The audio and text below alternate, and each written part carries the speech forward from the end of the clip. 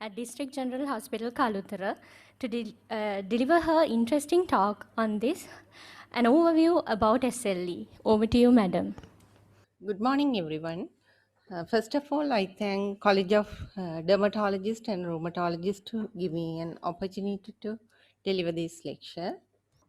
I am going to talk an overview of SLE. Quickly, I will discuss two cases, and this is my disclosure. First case, 32 years old female, presented with pyrexia of an unknown origin, fever for more than 8 weeks, associated with hair loss, oral ulcers, facial rashes, and arthritis involved many joints with marked tiredness for 3 months. On examination, she had melarash over the face, oral ulcers, alopecia. She was pale with small and large joint arthritis. This photo was taken after treatment started with a marked hair loss and rash on the face. Investigation confirmed elevated inflammatory marker ESR with a normal CRP.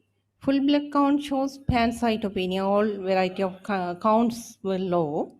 Blood picture showed no malignant cells, only pancytopenia. Blood and urine cultures rule out infection. Rheumatoid factor was negative. Chest X-ray was normal. Her ANA titer was done 1 in 120 positive with double standard DNA positive. So we made SLE with the following criteria. Second case, 21 years old female law student presented initially with abnormal behavior for a long time, and they have wasted time for the managing abnormal behavior. So very late presentation with the oral ulcers, facial rash, hair loss, arthritis, and fever on and off for few months. She had a marked oral ulcers, scarring alopecia, rashes on the face, butterfly rash, as well as different rashes all over the body, polyarthritis, and marked mental slowness and depression. These photos were taken after treatment started, scarring over the face or the skin lesions, and marked hair loss with scarring over the scalp skin. Investigation showed marked pancytopenia again. ESR was 100, always around 100 with a CRP normal. Cultures ruled out infection. MRI brain showed marked cortical atrophy. ANA was positive 1 in 480. Double standard DNA was positive. UFR was normal, ruled out renal involvement. So again, this patient was make the diagnosis of lupus, cerebral lupus, and other criteria. So what is systemic lupus erythematosus? It is an autoimmune connective tissue disorder called as SLE, serious and potentially fatal disease affecting otherwise healthy group. It presentation can vary, cause and prognosis also vary from patient to patient. Recurrent flares causing progressive damage and chronic debilitating ill health and disability. It affects mainly very young women, onset late teenage to early 40s. Epidemiology, prevalence between 1 in 1000 to 1 in 10,000. In Sri Lanka, proper data registry is not available. We think we have around 10,000 cases. Worldwide distribution more marked in Black Americans, but Asians are having a higher prevalence. Female to male ratio 9 is to 1. There are male SLE, more common in urban than rural areas. Now I am at Kaluthura. We have several cases of SLE. Death rate is 3 times higher than a normal population. Etiology, the actual etiology is unknown, but there are lot of predisposing factors for the development of SLE. Hereditary. If first degree relative have 3% chance to develop SLE, but 20% chance to having the antibody in the blood. Sex hormones, premenstrual menopausal women have high frequently affected. Hormonal replacement treatment patients are highly affected, and Klinefelter syndrome, Y absent chromosome males are more commonly affected. The other predisposing factor is ultraviolet light. Exposure to sunlight aggravate the condition, and exposure to viral infection like Epstein-Barr virus and other category drug-induced SLE, hydrolysine, procainamide, isoniazid, penicillamine, quinidine, phenytoin, as well as sulfasalazine. So pathogenesis, what will happen? The autoantibodies are produced, it form immune complexes, or autoantibody itself can go and deposit in the tissue. It activates the complements, influx of neutrophils end up in inflammation in the tissues, and associated with the abnormal cytokine production, interleukin 10 and alpha interferon. In rheumatology, there are so many criteria, but in SLE, a lot of us are using the criteria properly. The first criteria, ACR, American College of Rheumatology Diagnostic Criteria, published in 1982. It has 11 criteria to make the diagnosis. We have to have at least 4 criteria. I didn't go through this because new criteria are there. So these out of 4, we can, with 4 criteria, we can make the diagnosis of SLE. But if there are a lot of criteria, that's a classical SLE, 3 or more than 4, but 5, 6 definite SLE, less than 4 possible SLE. If criteria are not achieved, we make the diagnosis of undifferentiated connective tissue disease. This criteria is having inherent weakness. For example, biopsy was done, lupus nephritis, but patient failed to make 4 criteria. So to attend this weakness, Systemic Lupus Collaborative Clinic, SLIC, has proposed another criteria in 2012. It contains 2 main components, clinical criteria as well as immunological criteria. And under clinical criteria, it contains 11 components, and immunological criteria, 6 components. Altogether, 17 components to make the diagnosis from each clinical and immunological criteria. At least one should be there. If total 4 criteria out of 17, we can make the diagnosis of SLE. Then this enable us to make lot of cases included in the diagnosis of SLE, and each component has lot of various points. Altogether, 89 points are there to make the diagnosis. But even this has some drawbacks. So finally, the new EULA ACR diagnostic criteria in September 2019 is published. So this criteria having an increased sensitivity to 96% and specificity for 93%. These are very high when compared to ACR and SLIC criteria.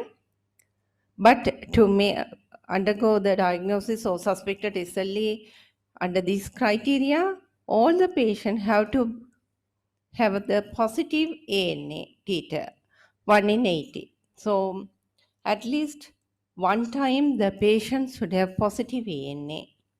Otherwise, the patient is not considered not to have SLE. So this criteria, new EULA ACR criteria, ANA positive. Then there are 22 additive weighted classification criteria to make the diagnosis. So again, 7 clinical domains and 3 immunological domains are included. So first we have to do we are suspecting the SLE, we have to do the ANA. If ANA positive, ANA has no scoring in this new criteria. ANA positive, then we can suspect SLE and we can go into addictive criteria. This criteria, the one criteria is at least one occasion is sufficient, not to have all the symptom at the same time. It shows First time fever. Fever and pyrexia of unknown origin is a very common presentation in our country. The first time fever is included in this criteria. The 2 marks were given for that. Hematological, leukopenia, thrombocytopenia, autoimmune hemolytic anemia, neuropsychiatrics, delirium, psychosis, seizures, musculoskeletal, non-scarring alopecia, non-scarring alopecia, oral ulcers, subcutaneous oral or discoid lupus, acute cutaneous lupus, serosal involvement in the heart and lungs or acute pericarditis, musculoskeletal involvement, joint involvement score 6 marks, and renal involvement. In immunological component, no scoring for ANA, double stranded DNA, and anti-SM antibody score maximum 6 marks, otherwise anticardiolipin 2 marks, and complement level. We have tried to do the complements because C3 has 3 marks and C3 and C4, both complements are low, that score 4 marks. So out of this scoring, when we calculate total 10 is there, we can make the diagnosis of SLE. So this is a simple summary of this. ACR criteria 4 out of 11 and SLIC criteria 4 out of 17. Should have one clinical or immunological. Then EULA criteria, ANA should be positive with the 10 points weighted items in each domain counted only. So clinical picture, clinical features. This clinical presentation vary from patient to patient, but constitutional symptoms are very common. First time fever was included. It can be due to active SLE or associated infection or drug fever. Fatigue. Young girls complain marked tiredness. Never neglect that. Can be due to active SLE, medication, or associated fibromyalgia even. Weight loss may occur in active SLE, but weight gain may be due to uh, glomerular diseases. Lymphadenopathy can be the presentation in 15%, hepatosplenomegaly. Dermatological manifestations are a lot. I'm not going to touch as Dr. Intra is going to elaborate that. So I skip these slides. Cutaneous manifestation related but not specific to the SLE or Raynaud's phenomenon, vasculitis, livedo reticularis, panniculitis, Bloss lesion, vasculitic purpura, and urticaria. Oral and nasal ulcers. First time nasal ulcer was included in the criteria in SLIC. Oral, palatal, buccal, and tongue ulcers and nasal ulcers. In the absence of other causes, it should be ruled out, like Behçet's disease, infection, herpes, inflammatory bowel disease, reactive arthritis, and acidic foods. And oral ulcers are painless. The stress ulcers are very painful. So again, skin lesions. Musculoskeletal manifestation, I'm going to spend some time here. Synovitis involve at least 2 or more joints. Swelling or effusion or tenderness in 2 or more joints are indication of arthritis in SLE. They can get the early morning stiffness lasting from few minutes to 30 minutes. They can present with arthralgia, so young girls, tiredness and joint pain, clinically nothing is found, don't neglect. Avascular necrosis of the bone, mainly femur. Myopathy and myositis can associated with SLA. So this X-ray shows avascular necrosis of head of the femur on both sides. How can we differentiate SLA arthritis from rheumatoid arthritis? So arthritis and arthralgia can be migratory. Symptoms in one joint may be gone within 24 hours. That is bit towards SLE. Usually symmetrical polyarticular can affect knee, carpal joint, fingers, and especially PIP joints. The ankle, elbow, shoulder, and hip joints are less frequent, and sacroiliitis in SPA or cervical spine involvement rheumatoid arthritis are not prevalent in SLE. Monoarthritis can't be due to SLE. If there is monoarthritis, always look for some septic arthritis or something. The degree of pain exceeds physical findings. The progression of the arthritis go into non-deforming Jacob's deformity. Serosal involvement, pulmonary and cardiovascular manifestation, pleural effusions or pleuritis. Acute pneumonitis, patient can present with fever, cough, scanty sputum, hemoptysis, tachypnea, pleuritic chest pain may be due to SLE.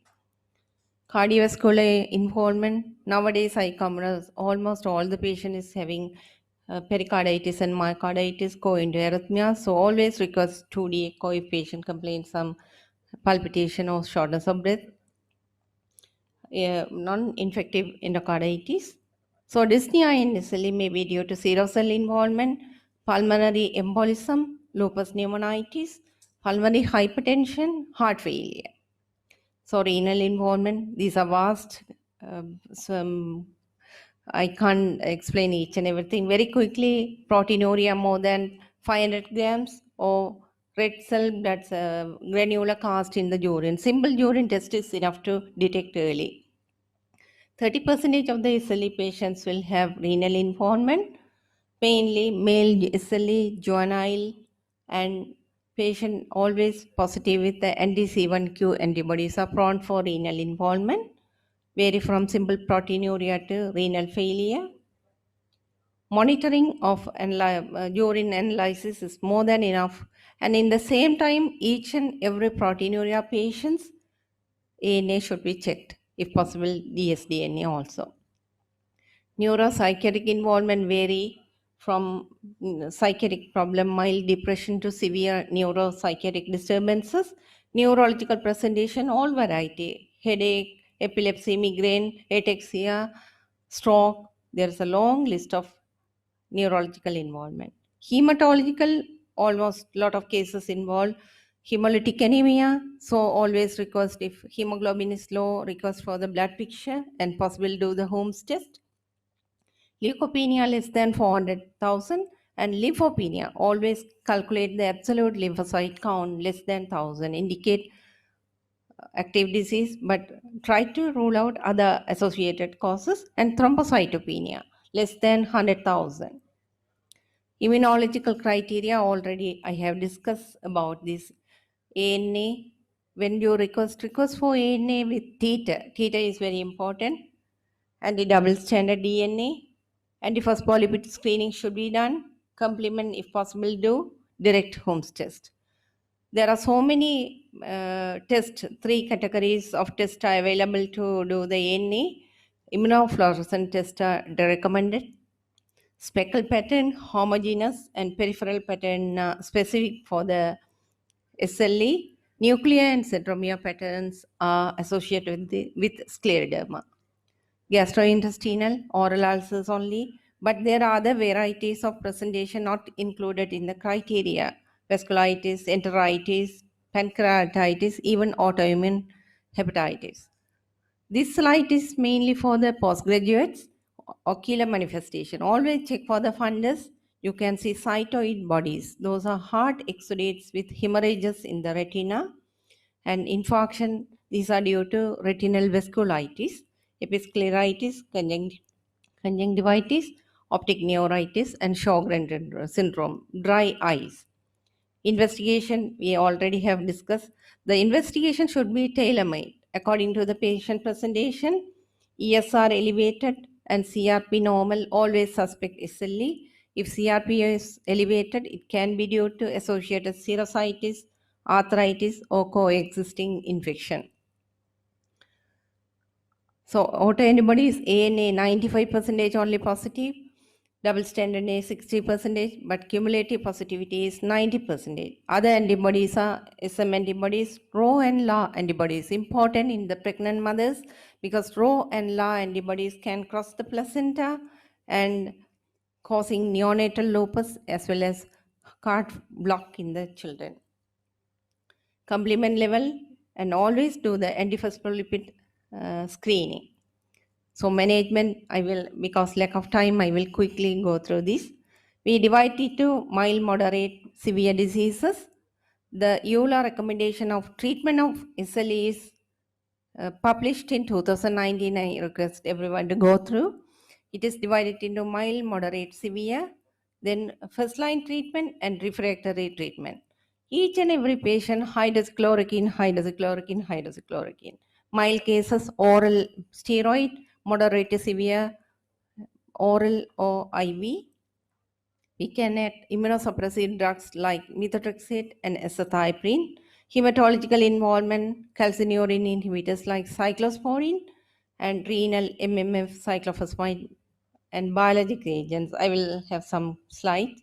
So hydroxychloroquine has evidence-based benefit in SLE. Retinal toxicity is the only side effects. So high specific screening tests are important. 5 milligram per kg won't cause much toxicity, but HLE has a hydroxychloroquine has very efficacy with 6.5 milligram per kg in studies. So if contraindication, we can go for mepacrine, the quinacrine antimalarial. So mild disease, NSAIDs, ointments, antimalarial local application. Moderate disease, steroid, 0.5 milligram to 1.5 milligram per kg, and continue that for at least 1 month, and very slowly taper to 10 milligram in 2 to 3 months. If necessary, we have to go for IV, 250 to 1 gram IV methyl pulse therapy, and rule out side effects like diabetes, hypertension, osteoporosis. So give calcium. Our calcium lactate is only 300 milligram, not enough, at least 1 TDS, 1 gram calcium, and vitamin D 800 milligram. Azathioprine is the good steroid sparing drug, 2.5 milligram per kg.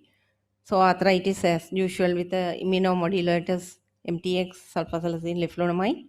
Management of severe SLE, IV steroid, IV cyclophosphamide, urolopus regime or high dose regime, mycophenolate mofetil. This is the induction therapy. Then maintenance therapy with the oral steroid, azathioprine or MMF. Biological agents, early diseases, no renal involvement, belimumab is indicated. But in severe cases, renal and cerebral lupus, we can go for rituximab, and refractory for the other treatment also, we can go for the rituximab infusion. So there are a lot of novel treatment are coming, but plasmapheresis indicated for TTP, and IVIG alpha interferon are available in our country.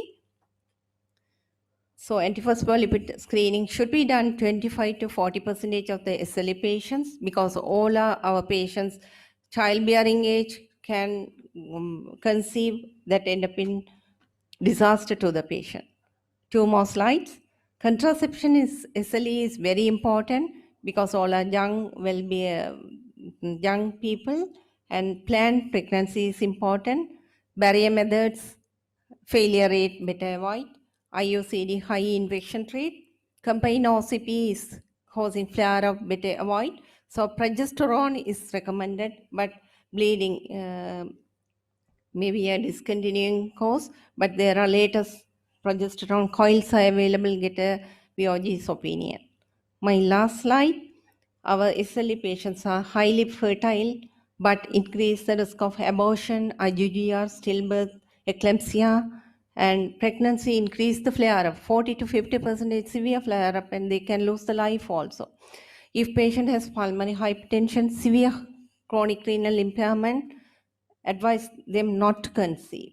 Otherwise, remission for 6 months with a planned pregnancy, with a maintained steroid dose less than 7.5 milligram plus or minus hydroxychloroquine and azathioprine, both are safe in pregnancy as well as breastfeeding.